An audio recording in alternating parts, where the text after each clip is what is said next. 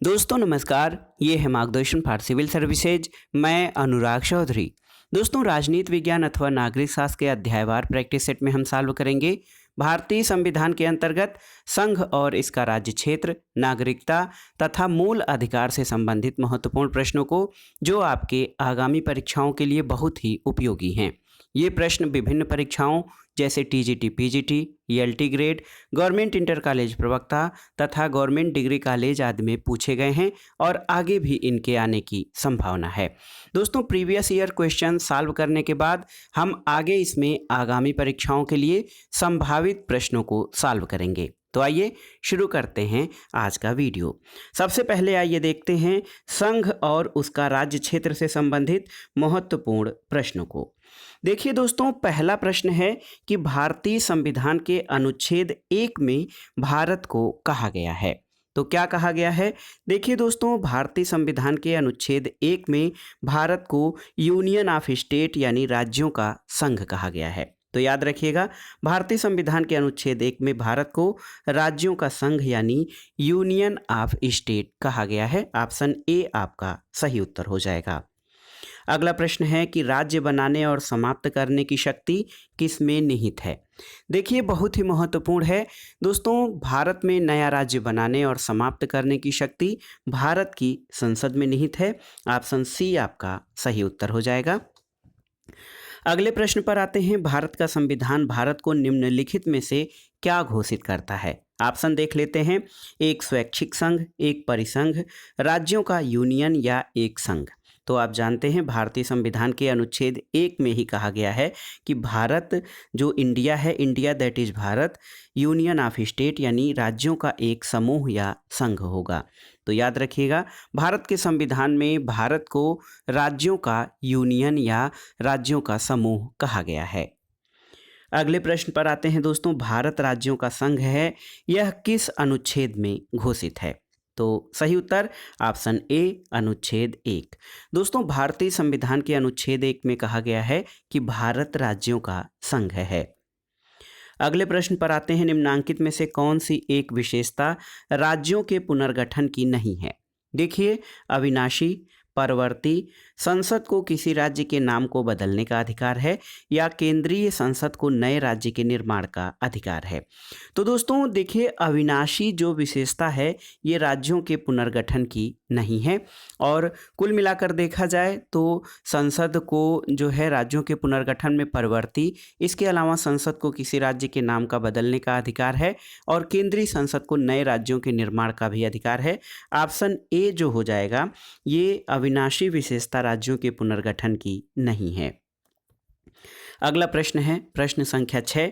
देखिए दोस्तों, प्रश्न है कि निम्नलिखित में से किस एक राज्य को भारत में अपना संविधान निर्मित करने का अधिकार प्राप्त है?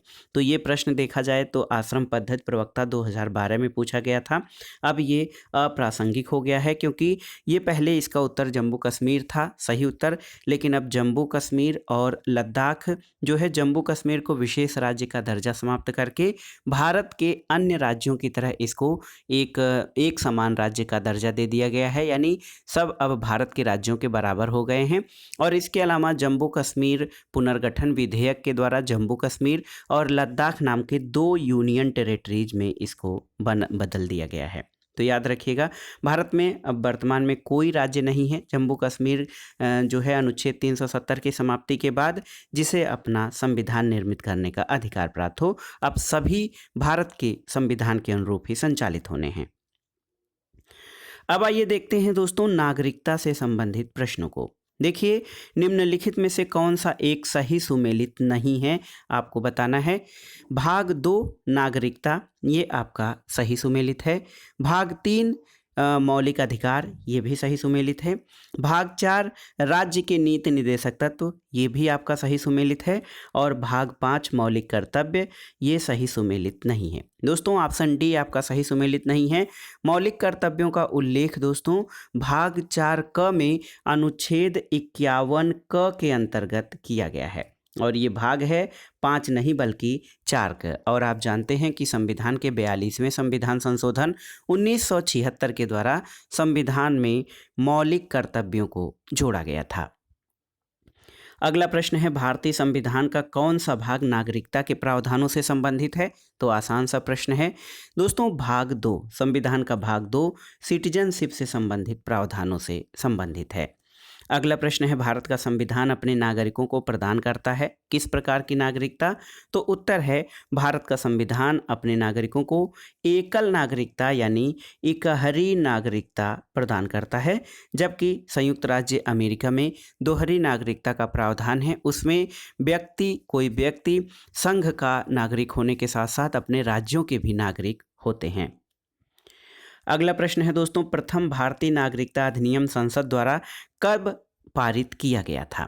तो सही उत्तर है 1955 में। ऑप्शन सी सही उत्तर हो जाएगा। पहला भारतीय नागरिकता अधिनियम संसद द्वारा 1955 में पारित किया गया था। अगला प्रश्न है दोस्तों, देखिए अरस्तु की नागरिकता की अवधारणा लागू करने पर ऑप्शन देखिए, केवल कुछ भारतवासी भारत के नागरिक भारत के माने जाएंगे, भारतीय मूल के सभी लोग PIOS भारत के नागरिक माने जाएंगे, सभी अनिवासी भारतीय यानी NRI भारत के नागरिक बनेंगे और उपर्युक्त में से कोई नहीं।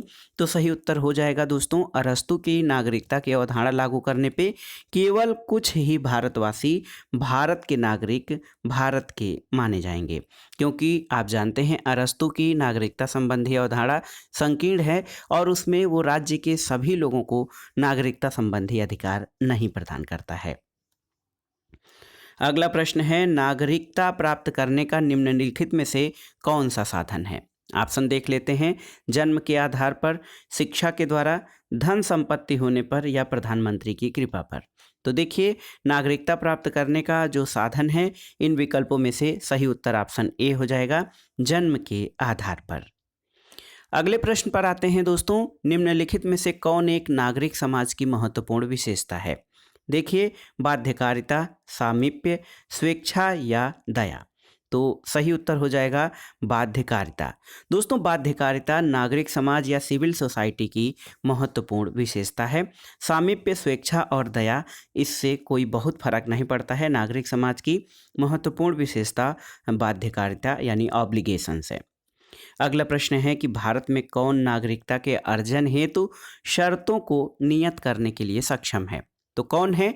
आप जानते हैं भारत की संसद यानी पार्लियामेंट ये नागरिकता के अर्जन के लिए जो शर्तें हैं उनको निर्धारित करने के लिए सक्षम जो है प्राधिकारी है, जो संसद है। अगला प्रश्न है दोस्तों, भारत में नागरिकता संबंधी विधान बनाने का प्राधिकार किसे प्राप्त है? तो आप जानते हैं भारत में संसद जो है ये नागरिकता के अर्जन के लिए, समाप्ति के लिए इस पर विधि बनाने की शक्ति इसको प्राप्त है। तो याद रखिएगा भारत में नागरिकता संबंधी विधान या विधि बनाने का प्राधिकार संसद को प्राप्त है। अगला प्रश्न है दोस्तों, भारतीय संविधान का जो अनुच्छेद संसद को नागरिकता के अधिकार को नियमित करने की शक्ति प्रदान करता है वो कौन सा है? ऑप्शन है अनुच्छेद 8, 9, 10 या 11। तो सही उत्तर है अनुच्छेद 11, ऑप्शन डी। अनुच्छेद 11 में कहा गया है कि संसद को नागरिकता की समाप्ति, अर्जन पर विधि बनाने की शक्ति प्राप्त है। तो याद रखिएगा अनुच्छेद 11 भारतीय संविधान का अनुच्छेद 11 संसद को नागरिकता के अधिकार को विनियमित करने की शक्ति प्रदान करता है। अब आइए देखते हैं दोस्तों मूल अधिकार यानी फंडामेंटल राइट से संबंधित महत्वपूर्ण प्रश्नों को। देखिए पहला प्रश्न आसान सा है कि मौलिक अधिकार भारत के संविधान के किस भाग में दिए गए हैं? तो बताने की आवश्यकता नहीं, आप जानते हैं कि भारतीय संविधान के भाग 3 में मौलिक अधिकारों का उल्लेख किया गया है। अगला प्रश्न है भारत के संविधान के किस अनुच्छेद में राज्य यानी स्टेट को परिभाषित किया गया है? ऑप्शन है आपके अनुच्छेद 33, अनुच्छेद 35, अनुच्छेद 12 या 34। तो सही उत्तर है भारतीय संविधान के अनुच्छेद 12 में राज्य की परिभाषा दी गई है। याद रखिएगा अनुच्छेद 12 दोस्तों, भारतीय संविधान के अनुच्छेद 12 में राज्य को परिभाषित किया गया है। अगला प्रश्न है, ये बार बार परीक्षाओं में पूछा गया है कि निम्नलिखित में से कौन सा एक नागरिकों के मौलिक अधिकारों को संशोधित करने के लिए प्राधिकृत है? ऑप्शन है लोकसभा, राज्यसभा, संसद या फिर सर्वोच्च न्यायालय। तो उत्तर है संसद। दोस्तों नागरिकों के मौलिक अधिकारों को संशोधित करने के लिए भारत की संसद प्राधिकृत है। अगला प्रश्न है, भारत के नागरिक कुल कितने मूलभूत अधिकार अनुभव करते हैं? आप जानते हैं भारतीय नागरिकों को दोस्तों वर्तमान में 6 मौलिक अधिकार दिए गए हैं। संविधान निर्माण के समय मौलिक अधिकारों की संख्या 7 थी। प्रारंभ में मौलिक अधिकार जो हैं भारतीयों को 7 मौलिक अधिकार प्रदान किए गए थे, लेकिन 44वां संविधान संशोधन जो 1978 का 44वां संविधान संशोधन था, उसके द्वारा संपत्ति के अधिकार को मूल अधिकारों की श्रेणी से हटा दिया गया था। वर्तमान में 6 मूल अधिकार भारतीय नागरिकों को प्राप्त हैं। अगला प्रश्न है दोस्तों, निम्नलिखित में से कौन सा युग्म सुमेलित नहीं है? आपको बताना है। ऑप्शन देखिए, समानता का अधिकार अनुच्छेद 14 से 18, ये आपका सही सुमेलित है। धार्मिक स्वतंत्रता का अधिकार अनुच्छेद 23-24, ये सही सुमेलित नहीं है, क्योंकि धार्मिक स्वतंत्रता का अधिकार अनुच्छेद 25 से 28 तक में वर्णित है। संस्कृति और शिक्षा संबंधी अधिकार अनुच्छेद 29-30 में सही है, और स्वतंत्रता का अधिकार अनुच्छेद 19 से 22 में वर्णित है। तो याद रखिएगा, सही सुमेलित जो नहीं है वो है धार्मिक स्वतंत्रता का अधिकार, ऑप्शन बी। अनुच्छेद 23-24 में नहीं, बल्कि अनुच्छेद 25 से 28 तक धार्मिक स्वतंत्रता के अधिकार का वर्णन मौलिक अधिकारों के अध्याय में किया गया है। अगला प्रश्न है दोस्तों, सुमेलित करना है सूची 1 को सूची 2 से। अनुच्छेद 16 सार्वजनिक रोजगार में समान अवसर की बात करता है। अनुच्छेद 32 दोस्तों, ये संवैधानिक उपचारों के अधिकार की बात करता है।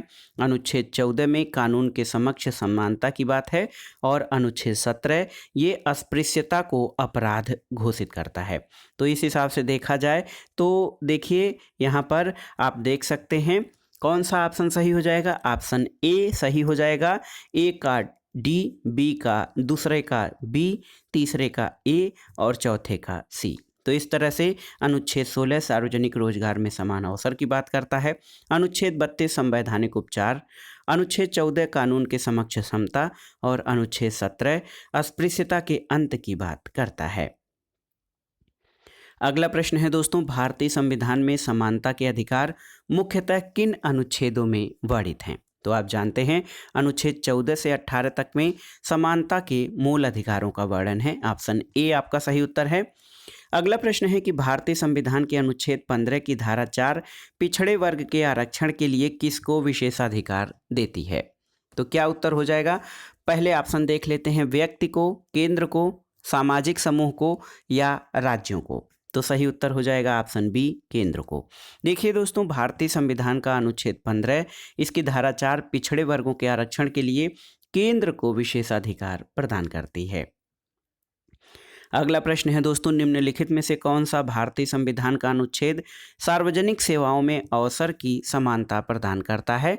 तो ये कौन सा अनुच्छेद है? अनुच्छेद 16। दोस्तों अनुच्छेद 16 ये सार्वजनिक सेवाओं में अवसर के समानता की को है जो है नागरिकों का मूल अधिकार मानता है। अगला प्रश्न है कि भारतीय संविधान का अनुच्छेद 17 किसको समाप्त करने की बात करता है? ये बार बार परीक्षाओं में पूछा जाता है दोस्तों, न केवल टीजीटी, पीजीटी, एलटी ग्रेड में, बल्कि सामान्य अध्ययन के जीएस खंड के पॉलिटी सेक्शन में भी ये प्रश्न बार बार पूछा गया है कि भारतीय संविधान का अनुच्छेद 17 किसको समाप्त करने की बात करता है? तो ये अस्पृश्यता को अपराध घोषित करके इसको समाप्त करने की बात करता है, क्योंकि दोस्तों संविधान में अस्पृश्यता को जो है अपराध की श्रेणी में माना गया है। अगला प्रश्न है, संविधान के किस अनुच्छेद द्वारा अस्पृश्यता का अंत किया गया है? तो अनुच्छेद 17 के द्वारा। महत्वपूर्ण है, कौन से अनुच्छेद के तहत भारतीय नागरिकों को 6 स्वतंत्रताएं दी गई हैं? तो कौन सा अनुच्छेद है दोस्तों? अनुच्छेद 19। देखिए अनुच्छेद 19 में भारतीय नागरिकों को 6 स्वतंत्रताएं थोड़े बहुत बंधनों के साथ दी गई हैं। तो कुल मिलाकर भारतीय संविधान का अनुच्छेद 19 स्वतंत्रता के अधिकार का जो है स्वतंत्रता का अधिकार प्रदान करता है। अगला प्रश्न है, भारतीय संविधान के अनुच्छेद 19 में निम्नलिखित में से कौन सी एक स्वतंत्रता प्रदत्त नहीं है? ऑप्शन है सभा की स्वतंत्रता, भ्रमण की स्वतंत्रता, धर्म की स्वतंत्रता, या निवास तथा बस जाने की स्वतंत्रता। तो सही उत्तर हो जाएगा धर्म की स्वतंत्रता दोस्तों अनुच्छेद 19 में वर्णित नहीं है, जबकि सभा की स्वतंत्रता, भ्रमण की स्वतंत्रता, निवास तथा बस जाने की स्वतंत्रता, आजीविका की स्वतंत्रता, ये सारी चीज़ें इसमें दी गई हैं, लेकिन धर्म की स्वतंत्रता अनुच्छेद 19 के अंतर्गत वर्णित नहीं है। अगला प्रश्न है दोस्तों, भारतीय संसद द्वारा सूचना का अधिकार अधिनियम कब पारित किया गया था? तो उत्तर है सूचना का अधिकार अधिनियम 2005 में पारित किया गया था। अगला प्रश्न है, निम्नलिखित में से कौन सा सूचना के अधिकार के विषय में सही है? यह एक मौलिक अधिकार है, तो ये सही नहीं है। न तो यह मौलिक अधिकार है, न विधिक अधिकार, ये भी सही नहीं है। यह मौलिक और विधिक दोनों अधिकार है, ये भी सही नहीं है। यह एक विधिक अधिकार है, तो ऑप्शन डी सही है सूचना के अधिकार के विषय में, कि सूचना का अधिकार या सूचना पाने का अधिकार एक विधिक अधिकार है। अगला प्रश्न है दोस्तों, यदि किसी व्यक्ति का जीवन या स्वतंत्रता का प्रश्न हो तो जन सूचना अधिकारी का जवाब कितने समय में मिलना चाहिए? ऑप्शन है 24 घंटे, 12 घंटे, 36 घंटे या 48 घंटे। तो सही उत्तर है दोस्तों, यदि किसी व्यक्ति के जीवन या स्वतंत्रता का प्रश्न है तो जन सूचना अधिकारी का जवाब 48 घंटे में मिल जाना चाहिए। अगला प्रश्न है कि भारत के संविधान के अनुसार निम्नलिखित में से कौन सा अधिकार आपातकाल में भी नहीं छीना जा सकता? भाषण का अधिकार, भ्रमण की स्वतंत्रता का अधिकार, जीवन का अधिकार या संगठित होने का अधिकार। तो देखिए दोस्तों, भारतीय संविधान के मौलिक अधिकारों में वर्णित जीवन का अधिकार ऐसा अधिकार है जिसको कि आपातकाल में भी नहीं छीना जा सकता है। अगला प्रश्न है, कौन सा अधिकार संविधान के अनुच्छेद 352 के अंतर्गत लागू आपातकाल के दौरान भी नहीं छीना जा सकता? तो आप जानते हैं ये जीवन का अधिकार, ऑप्शन सी सही उत्तर है। अगला प्रश्न है दोस्तों, संविधान के किस संशोधन के अंतर्गत 6 से 14 वर्ष के बच्चों की शिक्षा मौलिक अधिकार बना दी गई है? तो याद रखिएगा दोस्तों, 6 से 14 वर्ष के बच्चों की शिक्षा को 86वें संविधान संशोधन 2002 के द्वारा मौलिक अधिकार बना दिया गया है। अगला प्रश्न है, भारतीय संविधान में शोषण के विरुद्ध अधिकार किन अनुच्छेदों द्वारा प्रदान किया गया है?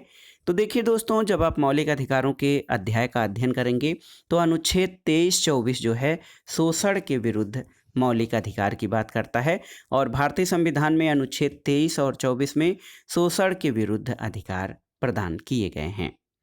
अगला प्रश्न है, निम्न में से कौन से भारतीय संविधान में प्रदत्त धार्मिक स्वतंत्रता के अधिकार में शामिल नहीं है? आपको बताना है कि क्या भारतीय जो है संविधान में जो धार्मिक स्वतंत्रता का अधिकार दिया गया है उनमें क्या शामिल नहीं है। तो देखिए दोस्तों, धर्म के अनुसरण और प्रचार का अधिकार ये आपका शामिल है। टैक्स लगाना या राजकीय निधि का किसी धर्म के प्रोत्साहन या अनुरक्षण में प्रयोग करना शामिल नहीं है। धर्म के मामलों का प्रबंधन शामिल है, और धर्म के मामलों में धार्मिक निर्देशों को व्यवहारित करना शामिल नहीं है। तो आपसे प्रश्न पहले देख लीजिए क्या पूछा गया है कि निम्नलिखित में से कौन से भारतीय संविधान में प्रदत्त धार्मिक स्वतंत्रता के अधिकार में शामिल नहीं है? तो 2 और 4 आपके शामिल नहीं है, ऑप्शन डी सही उत्तर हो जाएगा। अगला प्रश्न है दोस्तों, भारतीय संविधान का कौन सा अनुच्छेद अल्पसंख्यक वर्ग यानी माइनॉरिटी के हितों के संरक्षण से संबंधित है? तो उत्तर है अनुच्छेद 30। दोस्तों, भारतीय संविधान का अनुच्छेद 30 अल्पसंख्यक वर्गों के हितों के संरक्षण से संबंधित है।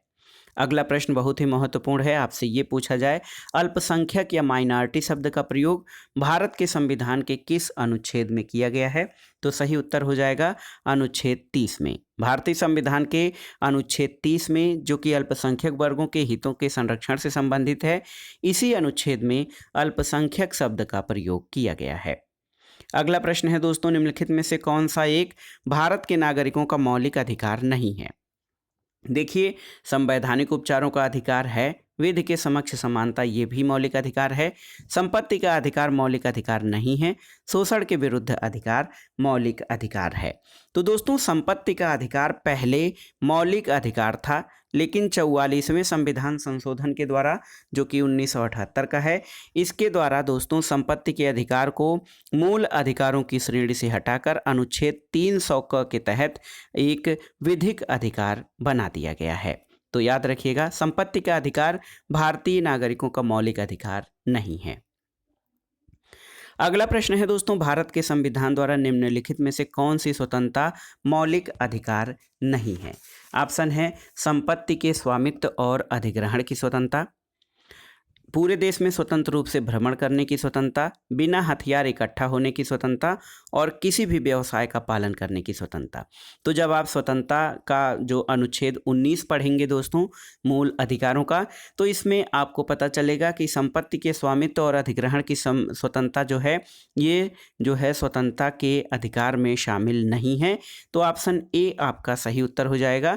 भारत के संविधान में जो है संपत्ति के स्वामित्व और अधिग्रहण की स्वतंत्रता मौलिक अधिकार नहीं है, जबकि पूरे देश में स्वतंत्र रूप से भ्रमण, बिना हथियार इकट्ठा या संगम होना और किसी भी व्यवसाय का या वृत्ति या जीविका व्यवसाय को जो है अपनाने की स्वतंत्रता, ये स्वतंत्रता का मौलिक अधिकार में शामिल है। अगला प्रश्न है दोस्तों, संपत्ति के अधिकार को मौलिक अधिकारों की सूची से कब हटा दिया गया? और ये प्रश्न बार बार परीक्षाओं में पूछा गया है, तो इसको बहुत अच्छे से देखिएगा, कंफ्यूज मत होइएगा दोस्तों। ये संशोधन था 44वां संविधान संशोधन 1978 1978 1978 के 44वें संविधान संशोधन द्वारा संपत्ति के अधिकार को मौलिक अधिकारों की सूची से हटा दिया गया था। अगला प्रश्न है दोस्तों, वर्तमान स्थिति में संपत्ति का अधिकार मौलिक अधिकार के अध्याय से निकलने के बाद किस रूप में है? तो उत्तर क्या हो जाएगा? कानूनी या विधिक अधिकार के रूप में और अनुच्छेद 300 क के अंतर्गत। तो याद रखिएगा दोस्तों, वर्तमान में संपत्ति का अधिकार अनुच्छेद 300 क के तहत एक विधिक या कानूनी अधिकार है, मौलिक अधिकार नहीं है। अगला प्रश्न है, भारतीय संविधान के अनुच्छेद 32 में कौन से अधिकार उल्लिखित हैं? तो आप जानते हैं भारतीय संविधान का अनुच्छेद 32 जो है ये संवैधानिक उपचारों के अधिकार से संबंधित है। तो याद रखिएगा अनुच्छेद 32 संवैधानिक उपचारों के अधिकार से संबंधित उपबंध है। अगला प्रश्न है कि निम्न में से किसे डॉक्टर अंबेडकर ने संविधान का हृदय और आत्मा की संज्ञा दी थी? तो याद रखिएगा दोस्तों, भारतीय संविधान की प्रस्तावना को सामान्य रूप से संविधान की आत्मा कहा जाता है, लेकिन बाबा साहब डॉक्टर अंबेडकर ने संवैधानिक उपचारों के अधिकार को संविधान का हृदय और आत्मा की संज्ञा दी थी। तो याद रखिएगा डॉक्टर अंबेडकर ने संवैधानिक उपचारों के अधिकार का जो मौलिक अधिकार दिया गया है हमको, उसको संविधान का हृदय और आत्मा कहा था। अगला प्रश्न है दोस्तों कि भारतीय संविधान के अनुच्छेद 32 में कितने प्रकार की रीटों का प्रावधान है? तो ये 5 प्रकार की रीटें हैं। ऑप्शन बी आपका सही उत्तर है। अगला प्रश्न है, निम्नलिखित में से किसके कारण अनुच्छेद 32 तथा अनुच्छेद 226 के बीच अंतर समाप्त हो गया है? ऑप्शन है रिट याचिका, न्यायिक पुनरावलोकन, रिट अधिकारिता या लोकहितवाद। तो सही उत्तर है रिट अधिकारिता। दोस्तों, रिट अधिकारिता के कारण अनुच्छेद 32 और अनुच्छेद 226 के बीच का अंतर समाप्त हो गया है। अगला प्रश्न है कि रिट का अर्थ क्या होता है? रिट स्पेलिंग है WRIT।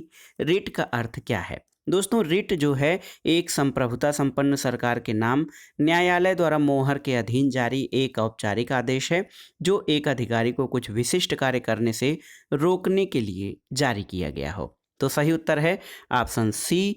रिट का अर्थ होता है कि एक संप्रभुता संपन्न सरकार के नाम न्यायालय द्वारा मोहर के अधीन जारी औपचारिक आदेश जो कि एक अधिकारी को कुछ विशिष्ट कार्य रोकने के लिए जारी किया गया हो। अगला प्रश्न है, निम्नलिखित में से किस एक लेख यानी रिट का शाब्दिक अर्थ होता है हम आदेश देते हैं? तो सही उत्तर दोस्तों, हम आदेश जारी या हम आदेश देते हैं, इस रिट का अर्थ होता है परमादेश। परमादेश जो रिट है दोस्तों, जिसको कि मैंडेमस कहा जाता है, इसका अर्थ होता है कि हम आदेश देते हैं। अगला प्रश्न यही है कि लैटिन शब्द मैंडेमस का अर्थ क्या है?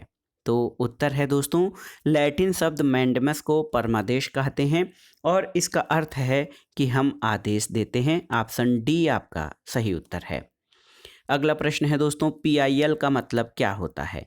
तो इसमें आपसे PIL का फुल फॉर्म पूछा गया है, पब्लिक इंटरेस्ट लिटिगेशन। बहुत ही महत्वपूर्ण है PIL, पब्लिक इंटरेस्ट लिटिगेशन या जनहित याचिका PIL का अर्थ होता है। अगला प्रश्न है दोस्तों, भारत में न्यायिक सक्रियता किससे संबंधित है? ऑप्शन है प्रतिबद्ध न्यायपालिका से, न्यायिक समीक्षा से, न्यायिक स्वतंत्रता से या जनहितवाद से? तो सही उत्तर है जनहितवाद से भारत में न्यायिक सक्रियता यानी जुडिशियल एक्टिविज्म का संबंध है। अगला प्रश्न है दोस्तों, जब भारतीय न्यायिक व्यवस्था में लोकहितवाद आया तब भारत के मुख्य न्यायमूर्ति कौन थे? ये प्रश्न बहुत ही महत्वपूर्ण है दोस्तों। भारत में न्यायिक व्यवस्था या लोकहितवाद के आने के समय भारत के मुख्य न्यायमूर्ति वाई चंद्रचूड़ थे। ऑप्शन बी आपका सही उत्तर है। अगला प्रश्न है दोस्तों, पीआईएल यानी पब्लिक इंटरेस्ट लिटिगेशन से जुड़े व्यक्ति कौन हैं? ऑप्शन देखिए, न्यायमूर्ति भगवती और न्यायमूर्ति वेंकटचलैया, न्यायमूर्ति आर्यन मिश्रा या न्यायमूर्ति संतोष हेगड़े। तो सही उत्तर है न्यायमूर्ति पी.एन. भगवती। ऑप्शन ए आपका सही उत्तर है। पीआईएल से जुड़े व्यक्तियों में सबसे महत्वपूर्ण न्यायमूर्ति भगवती का नाम आता है। अगला प्रश्न है, भारतीय संविधान में निम्नलिखित में से कौन सा संवैधानिक उपचारों का अधिकार में शामिल नहीं है? देखिए, बंदी प्रत्यक्षीकरण ये शामिल है, परमादेश शामिल है, सर्व क्षमा शामिल नहीं है, अधिकार परीक्षा शामिल है। तो याद रखिएगा, भारतीय संविधान के संवैधानिक उपचारों में सर्व क्षमा शामिल नहीं है। अगला प्रश्न है दोस्तों, सुमेलित करना है सूची 1 का सूची 2 से सुमेलन करना है। निषेध का अर्थ होता है दोस्तों स्थगन आदेश। उत्प्रेषण लेख का अर्थ होता है प्रमाणित होने के लिए। परमादेश का अर्थ है हम आदेश देते हैं। और बंदी प्रत्यक्षीकरण का अर्थ होता है दोस्तों आपको सशरीर प्रस्तुत होना पड़ सकता है। तो सही उत्तर क्या हो जाएगा? सही उत्तर हो जाएगा ऑप्शन ए DCBA आपका सही सुमेलन हो जाएगा। निषेध का अर्थ स्थगन आदेश है। उत्प्रेषण लेख का मतलब प्रमाणित होने के लिए आदेश। और परमादेश हम आदेश देते हैं। और बंदी प्रत्यक्षीकरण का मतलब आपको सशरीर प्रस्तुत होना पड़ सकता है यानी हैबियस कार्पस। अगला प्रश्न है, निम्नलिखित में से कौन से परमादेश का मतलब अक्षरशः आपका अधिकार क्या है होता है? तो आपको बताना है कि आपका अधिकार क्या है, किस रिट का मतलब होता है। तो सही उत्तर है दोस्तों अधिकार परीक्षा यानी क्यो वारंटो। क्यो वारंटो का अर्थ होता है कि आपका अधिकार क्या है। अगला प्रश्न है, निम्नलिखित में से किस रिट लेख का शाब्दिक अर्थ होता है दावा की वैधता की जांच पड़ताल करना? ऑप्शन है बंदी प्रत्यक्षीकरण, अधिकार परीक्षा, उत्प्रेषण या निषेधादेश। तो उत्तर है अधिकार परीक्षा। दोस्तों अधिकार परीक्षा ये जो है दावा की वैधता का जांच करने का मतलब अधिकार परीक्षा होता है। इसका मतलब कि आपका अधिकार क्या है। अगला प्रश्न है दोस्तों, भारत के संविधान में अधिकार परीक्षा रिट जारी करने का अधिकार किसे है? ऑप्शन है उच्च न्यायालय को, सर्वोच्च न्यायालय को, जिला न्यायालय को या सर्वोच्च न्यायालय और उच्च न्यायालय दोनों को। तो सही उत्तर ऑप्शन डी हो जाएगा दोस्तों। सर्वोच्च न्यायालय और उच्च न्यायालय दोनों को भारतीय संविधान में अधिकार परीक्षा रिट जारी करने का अधिकार है। सुप्रीम कोर्ट को दोस्तों अनुच्छेद 32 के द्वारा और हाई कोर्ट्स को अनुच्छेद 226 के द्वारा अधिकार परीक्षा रिट या जो रिटें हैं उनको जारी करने का अधिकार दिया गया है। अगला प्रश्न है, एक ऐसे व्यक्ति को जिसे अवैध रूप से हिरासत में लिया गया है उसे मुक्त करने के लिए उचित न्यायिक निकाय द्वारा जारी किया गया लेख कौन सा होता है? ऑप्शन है क्यो वारंटो, परमादेश, बंदी प्रत्यक्षीकरण या उत्प्रेषण लेख। तो सही उत्तर है ऑप्शन सी बंदी प्रत्यक्षीकरण। दोस्तों ऐसे व्यक्ति को जिसे अवैध रूप से हिरासत में लिया गया है उसको मुक्त करने के लिए न्यायिक निकाय द्वारा बंदी प्रत्यक्षीकरण रिट जारी किया जाता है। अगला प्रश्न है दोस्तों, बंदी प्रत्यक्षीकरण आलेख जारी करने का अधिकार किस में निहित है? तो उत्तर है आप जान भी गए होंगे, सर्वोच्च न्यायालय और उच्च न्यायालय दोनों को बंदी प्रत्यक्षीकरण आलेख जारी करने का अधिकार है। अब आइए अगले प्रश्न पर आते हैं, बंदी प्रत्यक्षीकरण का संबंध इनमें से किससे है? देखिए, लोकसभा अध्यक्ष द्वारा बंदी सांसदों की मुक्ति का आदेश देने से, न्यायिक अवमानना के आरोप में बंदी बनाने से, जेल व्यवस्था में सुधार से या मौलिक अधिकार से।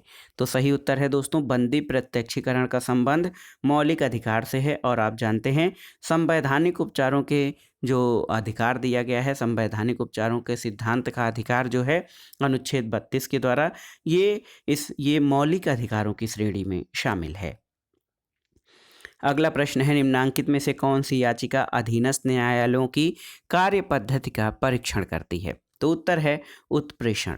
दोस्तों उत्प्रेषण जो है याचिका या उत्प्रेषण रिट जो है, उत्प्रेषण रिट ये जो है ये आपके देखते हैं कि प्रमाणित होने के लिए या अधीनस्थ न्यायालयों की कार्यपद्धति का परीक्षण करने के लिए जो है उच्च न्यायालय या जो उच्चस्थ न्यायालय द्वारा निम्न वाले न्यायालय को जो है ये उत्प्रेषण रेट जारी किया जाता है। अगला प्रश्न है दोस्तों, भारत में मौलिक अधिकारों का संरक्षक कौन है? तो बहुत ही आसान है, न्यायपालिका भारत में मौलिक अधिकारों का संरक्षक है यानी गार्जियन है। अगला प्रश्न है कि निम्नलिखित में से किस मामले में सर्वोच्च न्यायालय ने संसद को मूल अधिकारों में संशोधन करने से रोक दिया था? ऑप्शन है शंकरी प्रसाद बनाम भारत सरकार, चंपकम दोरईराजन बनाम मद्रास सरकार, गोलकनाथ बनाम पंजाब सरकार और सज्जन सिंह बनाम राजस्थान राज्य। तो सही उत्तर है दोस्तों गोलकनाथ बनाम पंजाब राज्यवाद में। दोस्तों सर्वोच्च न्यायालय ने संसद को गोलकनाथ बनाम पंजाब राज्य में जो है मूल अधिकारों में संशोधन करने से रोक दिया था और इसमें ये आदेश दिया गया था कि दोस्तों संसद जो है मौलिक अधिकारों में संशोधन नहीं कर सकती है। अगला प्रश्न और आज का ये जो वीडियो है इसका आखिरी प्रश्न है कि निम्नलिखित युग्मों का सही मिलान करें और सही कोट का चयन करें। गोलकनाथ केस। दोस्तों गोलकनाथ केस, ये जो केस है गोलकनाथ केस 1967 का है और ये मौलिक अधिकारों से संबंधित है। शमशेर सिंह वाद 1974 का है, 1974 का, ये राष्ट्रपति के अधिकारों से संबंधित है। इसके अलावा मिनर्वा मिल्स केस आप देखिए ये राज्य के नीति निर्देशक तत्वों से संबंधित है, 1980 का केस है मिनर्वा मिल्स वाद। और केशवानंद भारतीवाद जो कि आधारभूत संरचना का सिद्धांत है, ये 1973 का केस है जिसमें न्यायालय ने ये आदेश दिया कि संसद की जो संशोधन की शक्ति है वो मूल ढांचे में जो है कोई परिवर्तन नहीं किया जा सकता है। आधारभूत संरचना का सिद्धांत केशवानंद भारती केस में न्यायालय द्वारा व्याख्या के रूप में सामने आया था। तो ये था दोस्तों आज का प्रैक्टिस सेट, राजनीति विज्ञान अथवा नागरिक शास्त्र के अध्यायवार प्रैक्टिस सेट, जिसमें आपने संघ और उसका राज्य क्षेत्र, न्याय, नागरिकता तथा मूल अधिकारों से संबंधित महत्वपूर्ण प्रश्नों को सॉल्व किया। और ये प्रश्न टीजीटी एलटी ग्रेड सामाजिक विज्ञान के नागरिक शास्त्र खंड, इसके अलावा पीजीटी परीक्षा, government inter college, government degree college, उच्चतर शिक्षा असिस्टेंट प्रोफेसर, नेट जेआरएफ और इन परीक्षाओं के ही साथ साथ दोस्तों सामान्य अध्ययन और सामान्य ज्ञान के राज्य व्यवस्था खंड के लिए भी ये वीडियो बहुत ही महत्वपूर्ण है। आप इसको तैयार कर लीजिएगा। वीडियो आपको कैसा लगा हमें कमेंट बॉक्स में ज़रूर बताइएगा। वीडियो को लाइक करें, शेयर करें और इस चैनल मार्गदर्शन फॉर सिविल सर्विसेज को सब्सक्राइब करें। वीडियो देखने के लिए धन्यवाद दोस्तों, नमस्कार।